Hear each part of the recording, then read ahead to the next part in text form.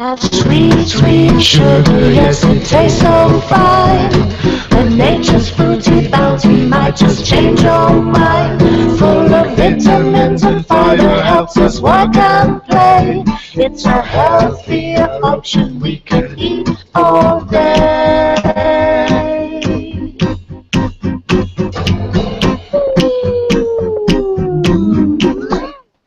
Hello children, hello everybody, welcome to today's online field trip. I'm Sam today, I'm joined by Muzz, who's part of our nutrition team. Hi, hello Sam. Muzz. Hi Sam, hi kids, how you doing? And this is Tom, who's in charge of this huge orchard here. Hi Tom. Hi Sam, hi everyone. Thank you so much for having us here today, Tom. Now, today we're here in Kent, which is the perfect place for today's lesson because it's actually often referred to as the Garden of England because so much fruit is grown here. And of course, we've come here to learn about a very important ingredient here today, surprising sugar. Give us a wave and a cheer in your classrooms, children, if you're looking forward to learning all about sugar today.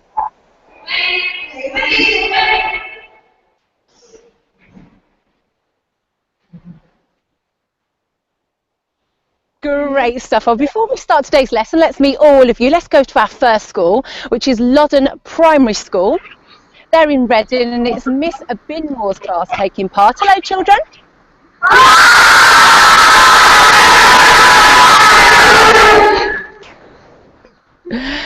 Nice and loud there over at Loddon. Let's see if Stonygate Primary School can be even louder. They're in Leicestershire and it's Mrs. Raven's class taking part. Hello, children.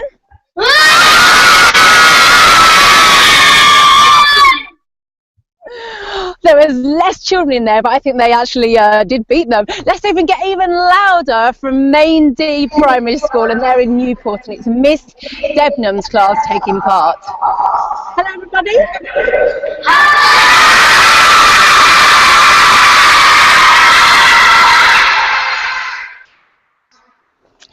Great stuff. Really good to have you all with us today. We're going to learn so much about sugar. So first of all, Muz, as I said, you're a nutritionist. So what does a nutritionist do? Well, that's a really good question, Sam. And before explaining what a nutritionist does, I think it's important to explain what nutrition is. So nutrition is a study of nutrients like sugars, salts, fats, and seeing what impact they have on the human body.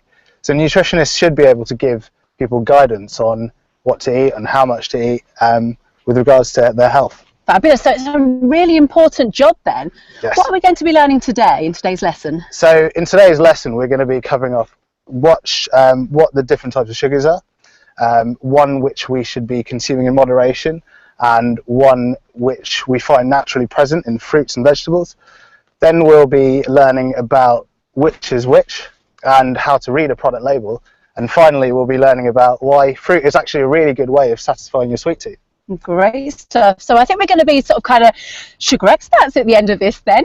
So Tom, why have we come to an orchard to learn about sugar? Well, Sam, fruit is a great natural way of enjoying sweeter foods. So we don't have to add anything to them and just to get that sweet taste. Oh, great. And so this orchard is huge. Just how big is this place, Tom? Because we can see trees as far as the eye can see. Yes, so we're farming this area here is just 5 hectares, which will produce about 2 million fruits every year. Wow, that is crazy. And you have a lot of orchards, don't you, as Yes, well? That's right, yeah. If we were to put them all on football pitches, there'd be about 400 football pitches, which produces about 100 million apples every year. Wow, wow. Keep up the good work, because I absolutely love apples. I really do, and I'm sure our children do as well. Before we learn any more about sugar, I know that many of you have been learning about sugar before today, preparing for today's online field trip, using all the resources that we have on our website. They're fabulous, the sugar ones we've got on there. So let's go over and find out some of the sugar facts that you already know. If we could go over to Loddon Primary and find out what you already have learned about sugar before today.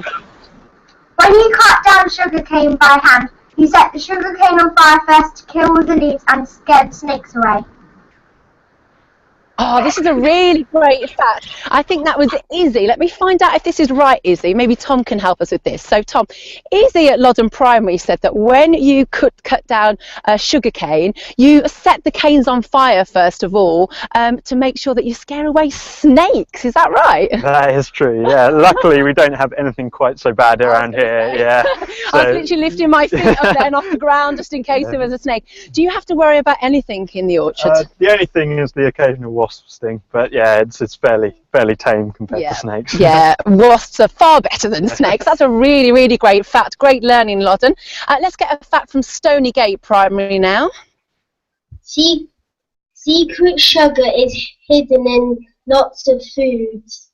This is a really good one. This is Muz's subject. So Muz, sugar is hidden in lots of foods. Is that right? Yes, so sugars can be naturally present, and they can also be in prepackaged foods such as what you can see here. But what I'd say to that, and we'll be learning about it later on today, is you can actually tell by reading product labels just how much sugar is in your food. Oh yes, so that sneaky secret sugar isn't so secret anymore. If you take a look at the labels, they have to be clearly labelled, don't they? So Yes, you can tell what is in there. So that's a really good idea before picking stuff up at your local store. Absolutely, yeah. Really, really good learning, children. Let's go over to Maindee Primary School now. What have you already learnt about sugar before today? Too much sugar makes us dizzy, sleepy and grumpy. Let's find out too much sugar makes you dizzy and grumpy and tired.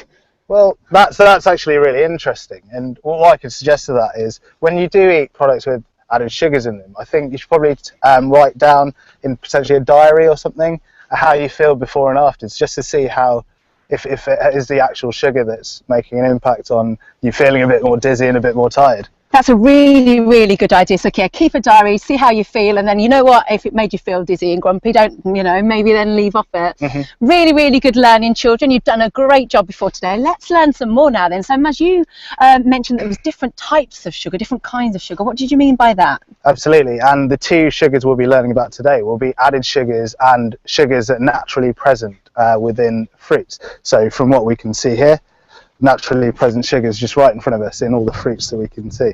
It's quite complicated though, isn't it, to kind of work out? I mean, I get very complicated with sugar. Well, absolutely, you're right, and there is a way of simplifying it. So added sugars, quite simply, anywhere where a sugar has been added to a product. So this can be in the manufacturing process.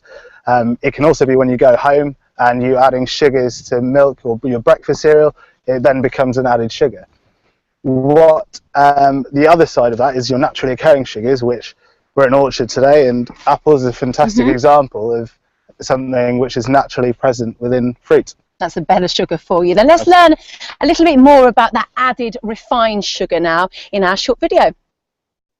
Surprising sugar. What is refined sugar? Refined sugar is sugar that has been processed to make it fine and white. It is made by taking either sugarcane, which grows in tropical climates such as the Caribbean and Southeast Asia, or sugar beet, which grows in colder countries such as the United Kingdom and other parts of Europe, and processing these to strip away everything except the pure sugar. Sugar gives us a very short energy burst, but it doesn't give our bodies any of the other things it needs to work properly. If you eat sugar instead of other foods such as whole grains and fruit and vegetables, then you don't get the nutrients your body needs. Refined sugar is the kind of sugar that is added to food.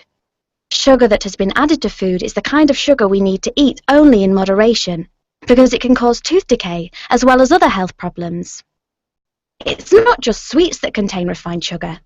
Lots of familiar foods that you might not think of as sweet have refined sugar in them too. Some that might surprise you include tomato ketchup, breakfast cereal, low-fat yogurt and fruit drinks. For example, in one slice of white bread, there can be as many as 3 grams of sugar. Instead, when we want something sweet, it's a good idea to have a piece of fruit, because not only do the natural sugars in fruit taste nice, there are benefits to our health as well. Welcome back. We hope you enjoyed that. Give us a wave and a cheer in your classrooms if you did.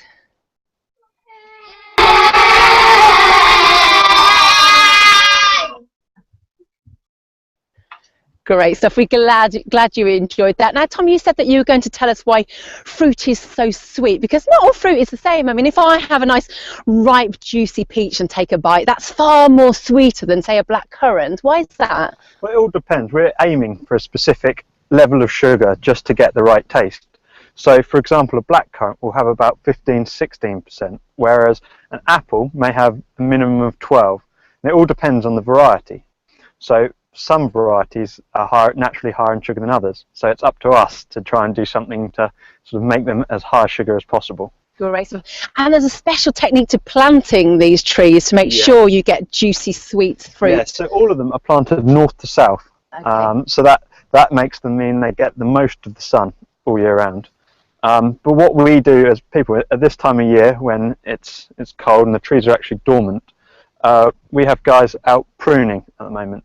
And basically, their whole job is to just make as much light into the tree as possible. So if we take this tree, for example, this branch up here is extremely large and it's going to be shadowing all of this out. So what we would do is we would take this out like that. Wow. Goodbye branch. So that means the sun can just now shine down onto this one. Okay. Basically, what we're trying to achieve is actually like a Christmas tree shape. Okay. So we want a thin top. Yeah. And it comes down into a wider base at the bottom. Great. Okay, because I think a lot of our children will probably have apple trees in their gardens, or you may have seen apple trees in the past, and they're kind of like a round bushy shape, if ever I've seen one before now. Never a Christmas tree shaped apple tree. No, well, actually, it's not that great to have a round tree, because all the sunlight is coming just on the top, so you get lovely apples on top, but underneath you've got the green apples that aren't so sweet. And also, for us, it just improves the picking. So it's much easier for people to come in and pick in September, and they'll be able to see these nice red apples on the end of the tree. Perfect. To pick. Yeah, so, well, this looks really bare at the moment. So where would the apples come from? So, yeah, it's true. by sort of the springtime, we have get into blossom when everything is in wonderful colour here, Oh, and that's it's lovely. amazing. Yeah. A whole field of blossom. Yeah. So this is actually where our fruit is going to come from. So this bud Okay. will actually develop into up to seven flowers. What? This is the tiniest little thing, like a little tiny pointed thing. Yeah. 7 flowers come out of there. And 7 flowers can equal 7 apples.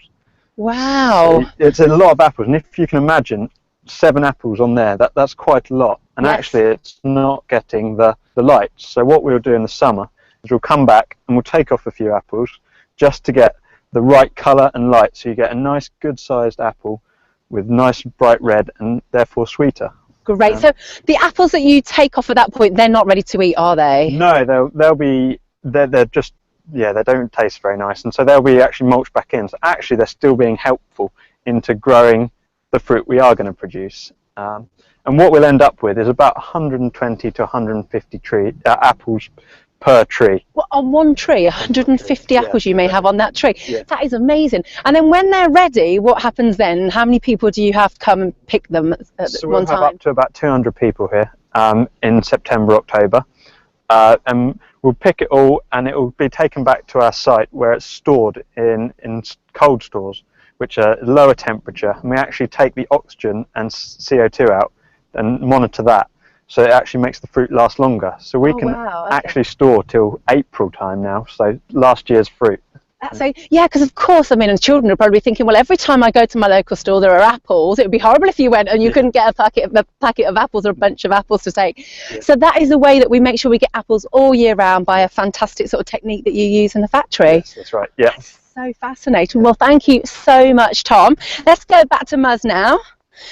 Because Muzz, there's other things inside apples, aren't there, that make them good for us? Yeah, absolutely, Sam. So apples are not just a great source of vitamins and minerals, they also can be a source of fibre.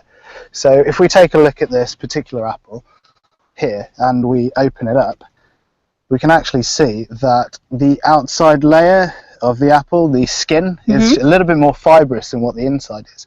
So means necessarily when you're eating your apples, probably best to keep the skin on, because you're actually getting that fibre benefit there. Don't as well. Get your peeler out and peel it all off, because that's the best bit you're throwing in the bin, isn't it? Exactly. And that fibre is in most fruit as well, isn't it? Not just the outer skin. In some shape or form, there's fibre in all fruit. Is that right? Yeah, but it's a source of fibre in the majority of fruits. But yeah, more and less, varying depending on the fruit. Great, fantastic. And why fibre is so important is the NHS have actually put it out on their website that fibre actually aids the digestive health. So before going into digestive health, it's probably good to simplify the digestive system for you. So it starts with the teeth. So when you bite into an apple, you're chewing it and you're breaking down the apple. It then moves down to your stomach, which breaks the apple down even further. Then moves into your small intestine, which is able to extract all the nutrients. Then it's passed out into your large intestine and eventually gets flushed out. It's quite a long journey. I understand these small intestines is quite an amazing organ, isn't it? It's very long. Yeah, if you were to stretch it out from here, it would actually be 6.7 meters long. Yeah, wow, it's absolutely massive. That's amazing. And of course, when it's made its way all the way through your body, you probably need to spend a little bit of time alone in the toilet. Yeah, absolutely. And just to touch on that, fibre and why it's so important is it actually helps ease the digestion of other foods as well, and that's why having a diet rich in fibre is a good thing. Like a little broom sweeps its way through you. Fantastic stuff. What about the other sugars that are added into food? Yep, so added sugars, the main issue or concern we see with added sugars is the tooth decay. So when you have sugars, when they have contact with your teeth, they can erode some of the outer layers, what the Change for Life website actually states is that when you're consuming high added sugar products, you should consume them with meals as opposed to in between meals, because it's less likely that they'll have contact with the teeth. Fantastic. Now, you just have mentioned the Change for Life website, and this is a great website, isn't it? It's got Absolutely, so yeah. many things on there, and really does kind of give a basic idea of, you know, it's not too complicated, is it? So if you want to go on and find out what's in different types of food, the sugar or salt or anything, that, you know, as a nutritionist, that's a great place to go, isn't it? Or as a child. Yeah. Absolutely, great place to understand recipe ideas or making sugar swaps, so changing fizzy drinks for different drink options. Also things like chocolate, what else can you replace it for? Possibly fruit would be a better option, and Change for Life website offers all these alternatives. Great stuff. So how can we tell where the sugars are added? Yeah, that's a really good question. So it's important to know that the fruit is an excellent source of these sugars, but when we look at added sugars in prepackaged products such as cornflakes or yogurt, it's sometimes quite difficult to tell. So taking the example of cornflakes, and if we look at a nutrition table, we can tell that so we have the 30 grams or the per serving column. So when we look at this, we've got fats, saturates, carbohydrates, sugar and fibre. And the fats, so what we should look at when looking at sugar is it's under the carbohydrates, and the sugar is 2.3 grams per 100, which is actually just under half a teaspoon, half a cube of sugar. Great stuff. Well, I know that many of our children have been doing investigations in the classrooms and learning all about sugar. So let's find out how they've got on. I'd love to find out how Loddon got on in investigating all about sugar. So if someone could come up and tell me what you investigated, that would be great.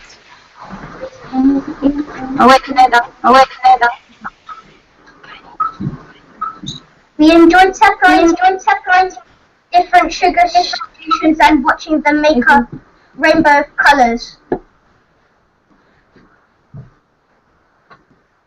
Fantastic. So Loddon Primary have actually been using the resources on our website, and they've done this fantastic experiment. I can't wait to give this a go, actually. And they have added sugar into different coloured food dyes. So one sugar in one colour, 2 spoonfuls of sugar in another, just to give it different density. So they've made this amazing rainbow coloured kind of experiment there. So well done with that experiment, Loddon Primary. Let's go over to Stonygate Primary now and find out what they've been doing. We used an app on a mobile phone to see how much sugar is in food.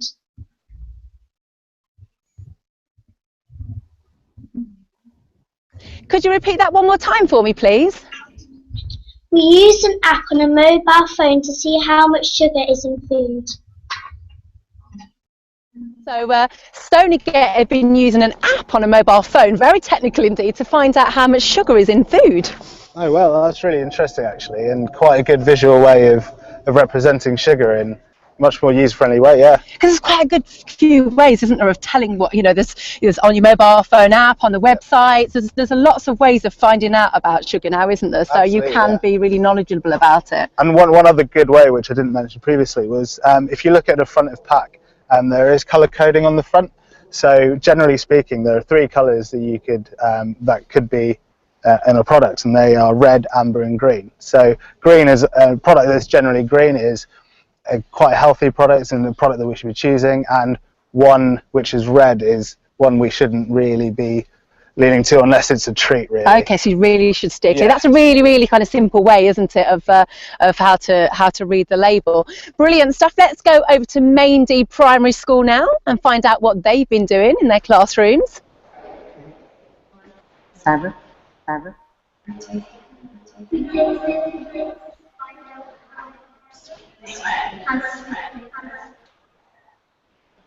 You get that. We tasted fruits to find out how sweet they were. Could we do that one more time? Could you be really loud for us, please? Yes, Sarah. A little closer. We tasted fruits to find out how sweet they were.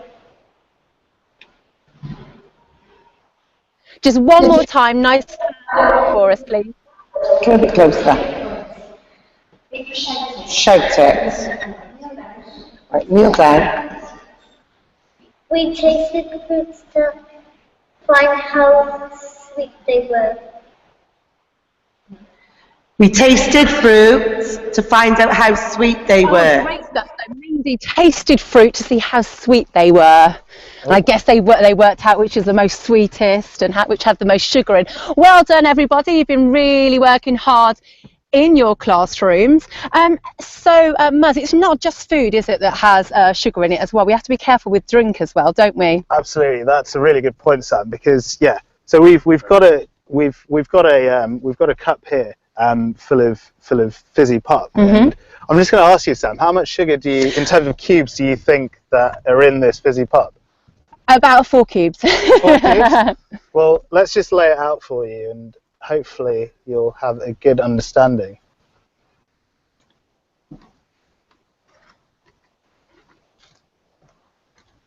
Wow, okay, so it's 5, 6. Wow, okay. 8, no way. Absolutely. Oh my gosh. Can be up to 8 cubes worth of sugar in a can of fizzy pop. Wow, oh my gosh, that's crazy, that's amazing. Well, let's find out more about sugar in fruit now in this short video.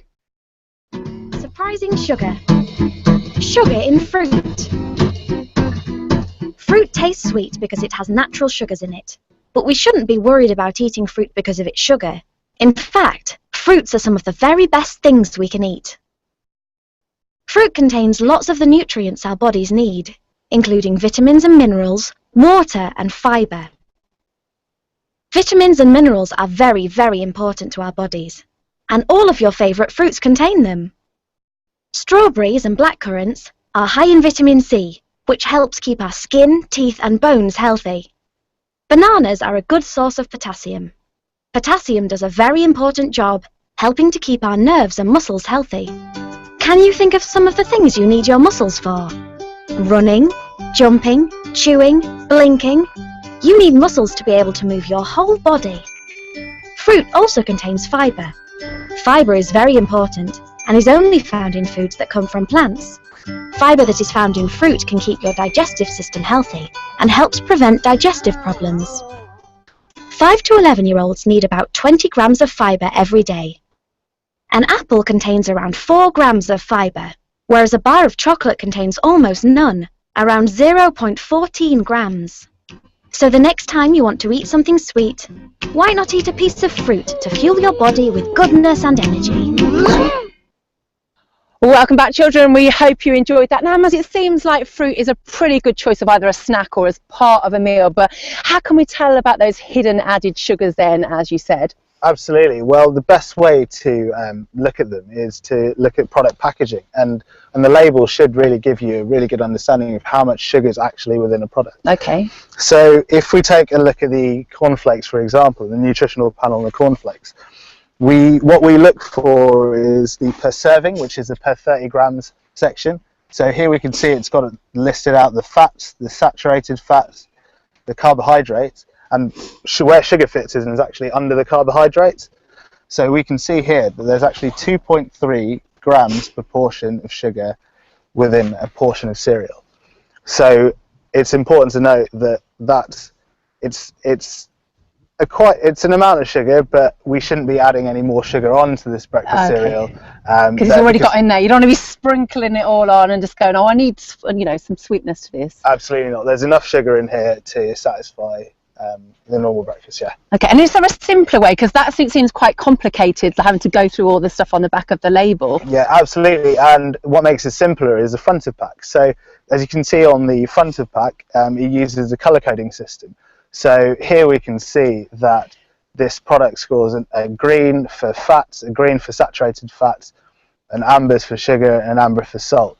So generally seen as quite a good option for breakfast. And as we've already learned, it's not just in food as well, is it? So drinks you have to be really careful of, haven't you? Absolutely, and we just covered it off that 8 cubes of sugar within a canned drink is just really a lot too much. I mean, the children aged 4 to 6 are only allowed 5 cubes a day, and children 7 to 10, yeah, absolutely, and children 7 to 10 are only allowed 6 cubes a day. So just in a can of fizzy pop, you're actually exceeding your limit by 2 cubes. So if you've been running around outside and you're thirsty, you come in and you just grab yourself a quick drink of fizzy pop, you're actually taking loads more sugar in than you should be for the whole day. And if you've already had cornflakes or some sugary cereal, you're in trouble. Absolutely. And the Change for Life website actually advises not to have any fizzy drinks for children. Just stick to a swap such as water or milk. Fabulous. So this Change for Life website is really, really good, isn't it? If you want to go on and learn more about all the types of food that you should and shouldn't be eating, so it will tell you what sugar is in the certain kind of foods that you might be eating on a day-to-day basis. And it's simple as well, isn't it? Absolutely, yeah. It's very easy to navigate, gives you ideas of recipe changes and sugar swaps, and also just explains it in a very, very simple way for children to understand. Great, fantastic. Well, I've learned so much from you, Muz, today. It's been absolutely amazing. I think it's time we should get some questions now. So let's get Tom back in. And if we can go over to Loddon Primary School now and find out if you have any questions for our experts.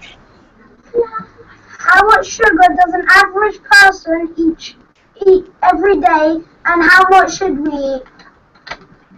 Really great question, Muz. How much sugar does an average person eat each day, and how much sugar should we eat?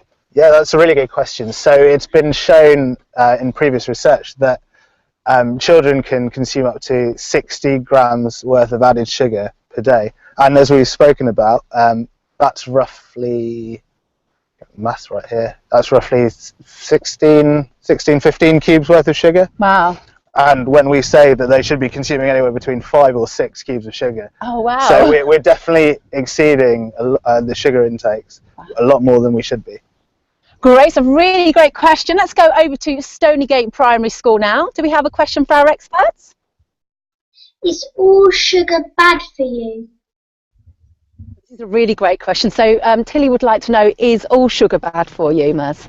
That's a really good question, and what we learned today is that the sugars that come from natural sources such as fruits, we should eat them as much as possible because it's a great way to satisfy sweet tooth.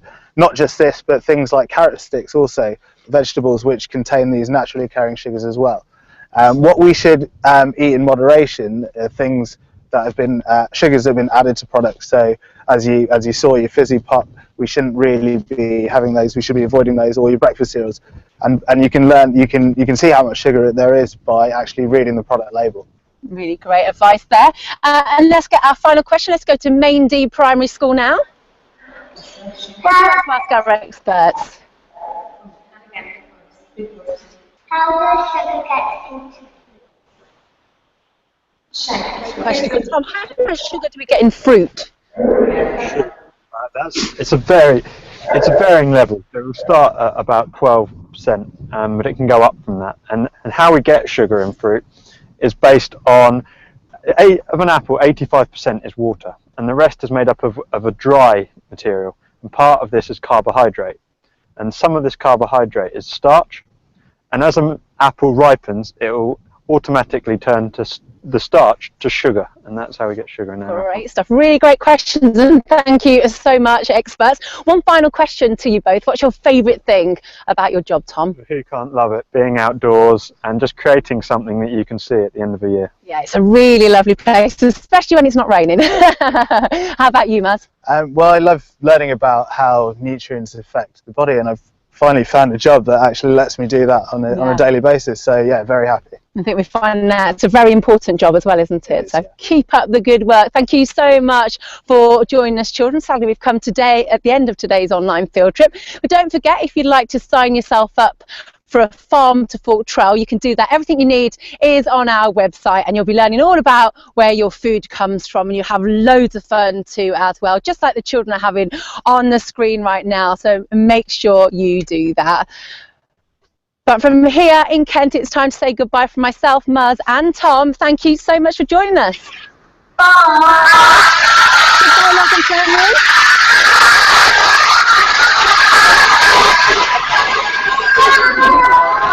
Goodbye, Stonygate Primary.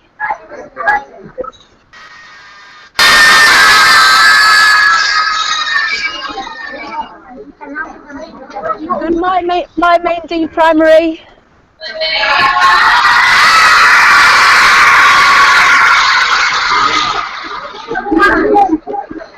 It's been great having you with us today, and don't forget to join us on our next online field trip. That'll be on the 17th of March. I'll be learning all about frosty frozen food, so join us for that. And we've got dozens of online field trips on our website ready for you to watch, and great resources for you to download as well. So get learning, and we'll see you next time. Goodbye.